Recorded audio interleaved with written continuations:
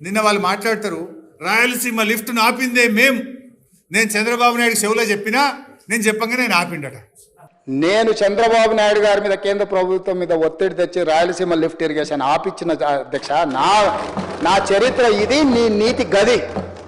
ఎట్లా అది ఆధారాలు చూపిస్తా చూడండి. అసలు బీఆర్ఎస్ రాయలసీమ మీద కొట్లాడలేదు, బీఆర్ఎస్ ఫెసిలిటేట్ చేసింది, బీఆర్ఎస్ రాయలసీమ లిఫ్ట్ ఇరిగేషన్కు అనుకూలంగా పనిచేసింది అని చెప్పి మాట్లాడు. నేను దాని ఆధారాలు చూపిస్తా. రాయలసీమ లిఫ్ట్ జీవో వచ్చింది 5/5/2020. కానీ దానికంటే ముందే 6 నెలల ముందే పేపర్లలో వార్తలు వచ్చినాయి. కాంగ్రెస్ ప్రభుత్వం ఇట్లా రాయలసీమ లిఫ్ట్కు ప్లాన్ చేయబోతుందని ప్రముఖ పత్రికల్లో, ఆ పత్రికల పేర్లు కూడా ఇక్కడనే చూడండి, V6, Sakshi, Andhrajyothy, Times of India, Indian Express, Eenadu, ఇట్లా చాలా పేపర్లు ఉన్నాయి. అయితే పత్రికల్లో వార్తలు వస్తే మనం 29/1/2020 జీవో వచ్చింది 5/5/2020. 6 నెలల ముందే కేంద్ర ప్రభుత్వానికి రాయలసీమ లిఫ్ట్ ఇరిగేషన్ కట్టామని ప్రయత్నం చేస్తున్నారు.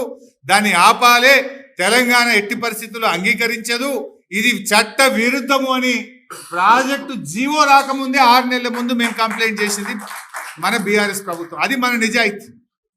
అంటే ప్రాజెక్టు కొనసాగడానికి వీల్లేదు, ఆపేయండి అని చెప్పి గ్రీన్ ట్రిబ్యునల్ నుంచి ఆనాటి తెలంగాణ ప్రభుత్వం స్టే తెచ్చి రాయలసీమ ప్రాజెక్టు పనులను ఆపించింది. సిగ్గు లేకుండా మేము ఆపినా నేను చంద్రబాబు చెవులో చెప్తే ఆపిండి ఉంటుంది.